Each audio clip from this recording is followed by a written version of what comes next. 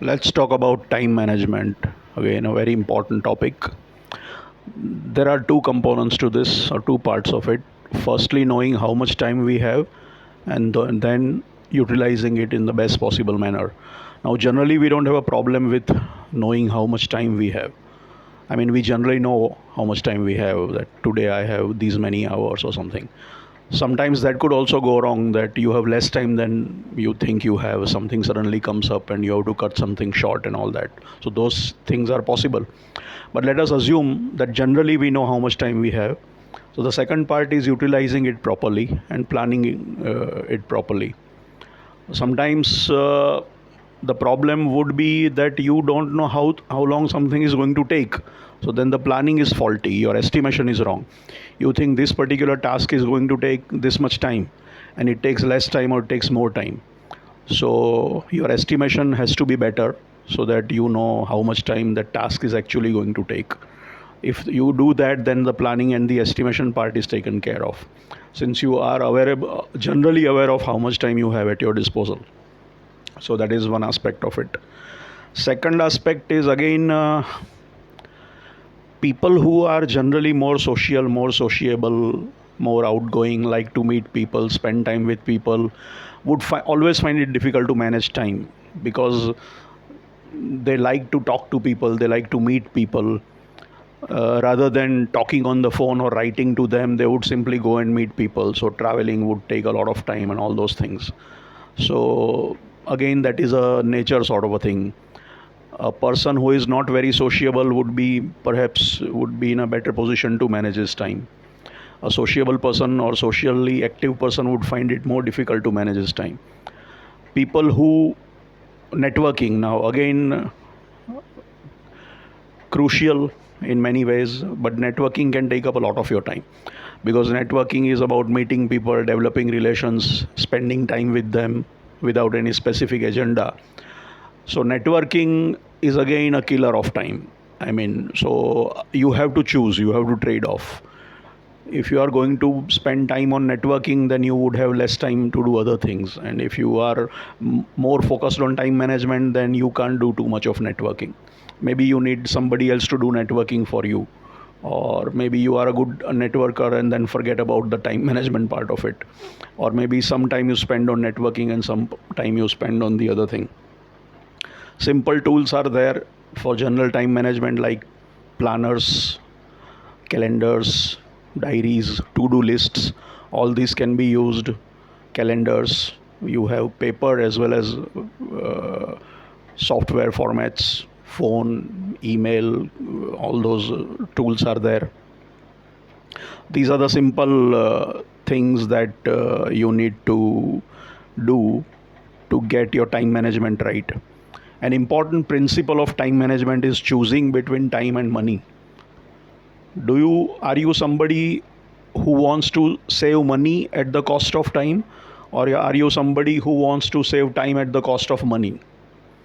So that's again a hugely important thing. Let's say you spend a lot of time negotiating and bargaining, and somebody says, I don't want to waste 10 minutes or 15 minutes or half an hour or 2 days just negotiating and bargaining. I would rather spend money and save time. So the time spent in haggling, negotiating, bargaining goes down, and you end up paying more, and you don't mind, because for you time is more important than money, and for some people money is more important. So again, that is a trade-off. You can spend money to buy time, but time is something that money can be added or decreased and all that. There is possibility to add money, whereas time is, forgetting about Einstein and relativity and all that, generally it is a unidirectional constant stream that you can't control. So I would always give higher importance to time than to money. If I can spend some more money to save time, I would rather do that, but again, that's my personal choice. And sometimes you want to save money, then you have to spend time.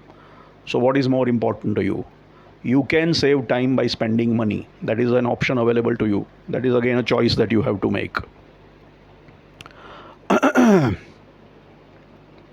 uh, when You have to, when then specifics, coming to the specifics, uh, let's say keep things agenda based. Have meetings which are agenda based. Before you have a meeting, there should be a clear cut agenda, and you should stick to the agenda and see to it that the agenda is covered. So prepare an agenda before a meeting so that you don't waste time in discussing other irrelevant issues and wasting and spending time on that. Try to be more of a bullet points kind of a person rather than an essay kind of a guy. I mean, descriptive long paragraphs is better. These would kill a lot of time. We are not talking about poetry and epic and haiku and essays and stuff like that. We are talking of simple bullet points, one liner, you know, give the essence in a nutshell, brief, concise, to the point, 1, 2, 3, 4, XYZ, ABC, one line statements or one point. That sort of a written or any interaction of that sort of content would save time. So should be agenda based. Try to make it as bullet point based as possible rather than getting into long expositions and detailing and more of an essay sort of a guy. You have to be a pressy sort of a guy, summarize things, be a haiku guy rather than an epic poem guy. We are not writing Ramayana and Mahabharata, we are writing haikus. Procter and Gamble was once upon a time famous for its one-page memos. The memo should not be longer than one page, which was mentioned in one of the management bestsellers called In Search of Excellence by Tom Peters and his co-writer. He was an ex-McKinsey consultant, and he wrote a famous book called In Search of Excellence. And the idea was that let us study good companies, best companies, and then find out what is common about them. So this is one of the points that Tom Peters mentioned in his book In Search of Excellence, that P&G would always emphasize being concise. Brevity was important. One-page memo shouldn't be long. So make it pretty short, simple, to the point, precise, bullet point based. Even when you are, and if somebody's, take charge when somebody is trying to get into longer stuff. Even when you are, let us say you are, somebody is making a presentation to you or giving a talk, and you are recipient, you are the recipient rather than the transmitter. Even then you can control the meeting and you can say, sorry, let me, I don't need to go through all your the whole presentation. Just give me this thing, just give me one line answers, just give me 3 points, just give me 5 points. So you can control that part also. Otherwise you are simply merely passively listening or looking at the presentation, and he has his own way of presenting things, and he is more of a Ramayana Mahabharata kind of a guy, and we want him to give us a haiku, which is a short Japanese poem of 17 letters, 17 words, sorry. So you can control that also by taking charge of that meeting where you are part of the audience, where somebody is making a presentation to you or explaining something to you or giving a talk to you or something. So you can control that part also and say that let's cut it down, let's give me, I don't want to know all this, I just want to know this much. And you can do that in meetings, and sometimes you can always take charge when you are conducting those meetings. So you can do that. Don't let things pile up. Today's to-do list, try to finish it today itself. If you carry it forward the next day, then things are going to, so the in tray should be over, the out tray and in tray should be out, finished. I mean, you shouldn't carry forward things. That today you couldn't complete, so let it go to the next day, then things will pile up. So try to, if you have things made a list of things to be done today, then spend extra time and just get rid of them so that you are free tomorrow. Otherwise you let today's job pile up, and then tomorrow again something else will come up and things will go on piling up. So maybe it is painful to spend more time doing the stuff and you are in a hurry to finish off and go home or whatever, but finish off. Don't keep things pending. Just get rid of them, so that you don't have any leftover that you have to deal with tomorrow or any excess baggage that you have to handle next day. So dispose of the stuff as it arrives quickly. That's important. try to delegate as much as possible. So first of all, you have to have a team, people that you can delegate to. So that's important. You have to have, if you have nobody, then you can't delegate. So you should have somebody that you can delegate to, and only get involved in things that you can add value to. If you can't add any value to whatever is the job is, then give it off to somebody else. Only do it if you can do a better job than that person, or you can add something to that what that person is doing. So either just try to do value added stuff only. The other stuff you should delegate, you should get rid of it, you should get somebody else to do that, so you don't get stuck in routine stuff where exactly, I mean, somebody else could have done that and you are unnecessarily doing it. If you are in a position to pass it off or delegate and get involved only when you can add value, that would save a lot of your time. So that sort of a thing is important to manage time. These are important things, but easier said than done for many people. So don't get into non-value added stuff. Another important thing, related thing, is procrastination, which is not exactly time management but something related to it. Punctuality again is start things on time, be on time. Not exactly time management, but being punctual would be important here. Procrastination is when you put off things, and generally you try to avoid and postpone things. And my way of looking at it is, generally, if I have to do 10 things, I do the most unpleasant thing first, and which people generally tend to keep on postponing stuff, procrastinating unpleasant stuff. They first do what they find most appealing, or the most pleasant stuff. They will take care of it first, and the unpleasant stuff gets pushed backwards. Whereas to save time and to get out of this, attack the lousiest thing first, nastiest thing first, the thing that you hate doing first. Get rid of it, then you are completely free. Then the stress goes away, and procrastination isn't that much of a problem. It's a problem when you try to do unpleasant things, keep pushing them, later on, kicking the can down the road, sort of a thing. So I'll say, if you have a bunch of things to do, pick up the worst thing that you generally do at the end, do it first. So then you are free to enjoy and relax and do other things. Not exactly connected to time management, but connected to, in a way, connected. The other thing is, a very important thing is sequential thinking versus parallel processing. Generally, people always say, let us first do this, then we'll talk about the other thing. Now, it is not always the case that activity B depends upon the completion of activity A. So when we are talking about B, people will say, oh, let us first complete A, then we'll talk about B. Why? Why can't you do parallel processing? Why can't things be done in parallel? Why does something have to be done first before something else can be done? It is possible that sometimes you can do 2 things, 3 things in parallel. You have the resources and all that. One thing can go on, your mobile is getting charged and you are doing something else. You don't have to do something too. So you can do simultaneous activities. So parallel processing, or processing in parallel, is very important. Sequential thinking, many times people say, oh, no time for this, or this is not the right time. Let us first finish this, focus on this and do that. But why can't you do 2 things? Why is it that you can only focus on one thing? I'm not talking of multitasking. I'm saying sometimes things can happen in parallel. You can eat while watching TV. I mean, people might say that's not a good idea and that's a different ball game altogether. But sometimes you can do two things. You can think and walk. You are thinking as well as walking.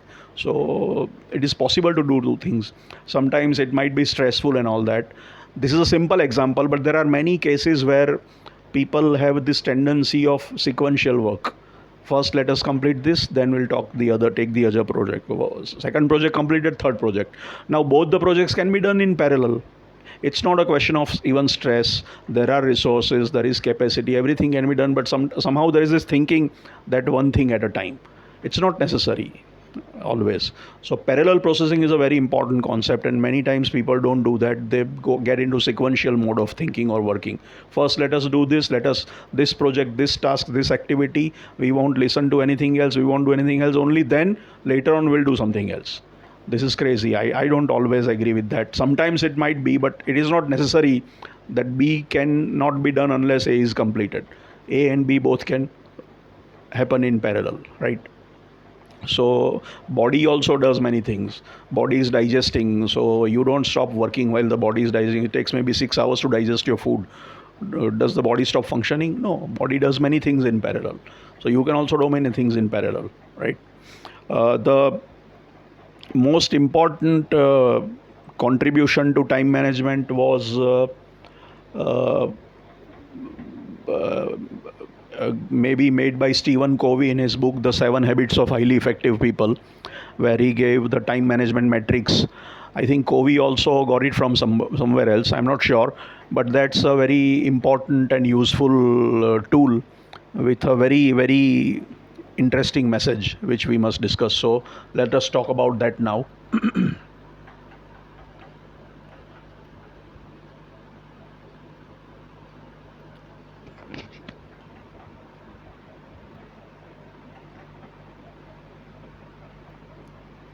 This is an important contribution of Covey. He he has classified activities based on importance of the job and the urgency of the job, importance of the task and the urgency of the task, things that you have to do. So this is importance. Low importance, high importance. This is urgency. Low in urgency, high in urgency, and these are 4 quadrants. Quadrant 1 activities are high in urgency and high in importance. Things are extremely urgent, emergency situation, and extremely important also. So these have to be done when they have to be done. There is no management possible. You are simply reacting to this situation, or you simply have to give highest priority to this. Then you have some tasks which are low in urgency and low in importance. So you don't really need to bother too much about that. Most of the problem is here in this quadrant 4. He has made different sort of quadrants. I have made different sort of quadrants, but the basic idea is the same. These are activities which are high in urgency but low in importance, and most of our work is here. Day to day stuff, firefighting, crisis management, and all that. Minor minutiae, busy work, and trivial activities, but they have piled up and they are urgent. They are all urgent. Everything is urgent. Everything is piling up. Everything has to be done fast. Everything is done. They might not be extremely important, massive things, but they have to be dealt with. And most of our time gets bogged down here, and this is the killer. This kills a lot of time. The key is here. This is the quadrant 2 that I have shown here, is high in importance but low in urgency. And because it is not very urgent, though it is important, we generally tend to ignore this kinds of activities. If we try to focus on this and put this into our time management metrics and time planning and time management, then this would go down. This thing would go down. For example, these activities are activities that improve your productive capacity. These activities are like sharpening the saw or sharpening the axe. Let's say you are using an axe to cut trees or using a saw to work with wood and all that. Now, if your saw is blunt or the axe is blunt, it will take you longer time to process the wood and cut down trees and whatnot. But if you have spend time in sharpening your saw before cutting wood or sharpening the axe before felling trees, when you actually go down to that cutting part, it will be easier and faster because your tool is ready. So you spend time in developing your tool. You spend time in developing your productive capacity. You spend time in improving your capability to process things faster. So he called this productive capacity activities. He said PPC balance, P versus PC, production versus productive capacity. We are always busy getting more production. So it's like killing the goose that lays golden eggs. You know the famous story. Every day the goose lays an egg, and you are greedy for eggs, so you cut open the goose, but you don't get any eggs. You just get the goose gives only one egg at a time. So don't do that. Don't kill off the golden goose. It will just give one day at a time, one egg at a time. So you have to be patient. It's simply like a machine. You are running your machine 24 hours a day, full time, without oiling, lubrication, preventive maintenance, predictive maintenance, total procurement, anything of that sort, and suddenly one day it will break down and all your time will be lost. All the time that you have tried to milk the maximum production out of it without worrying about the productive capacity of the machine, and one day it breaks down and you lose a lot of time. If you had spent some time in developing the or maintaining the productive capacity of the machine by giving it rest, I mean wear and tear, taking care of lubrication, maintenance and all that, then the productive capacity would be maintained. It will keep on giving you production and output. So maintain that. So essentially these are like developmental activities. For example, I talked about delegation. But for delegation you have to develop people, right? You have to train people. I want somebody to take over my job, some of my tasks, but he is or she is not properly trained, or I have not properly trained him or her, then I can't get rid of my task. I have to do it myself.